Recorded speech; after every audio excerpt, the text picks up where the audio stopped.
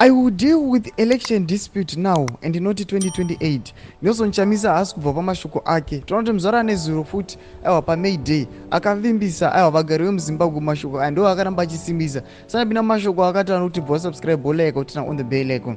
Satipinda panapa muna the mirror masvingo anotaura vachiti opposition leader Nelson Chamisa has declared that he will deal with the 2023 harmonized election dispute and have it resolved now and not wait until 2028. Delivering his Workers' Day speech today, Chamisa said he had good news for workers, and the good news was that the election dispute would be resolved now and not in 2028. He said that he was doing everything in his power to make sure that the dispute is resolved with immediacy and urgency. We will fix the problem.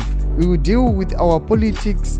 We will make sure that we deal with our 2023 disputed elections now and not in 2028.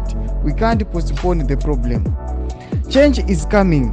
Change is inevitable. Change can't be avoided. We are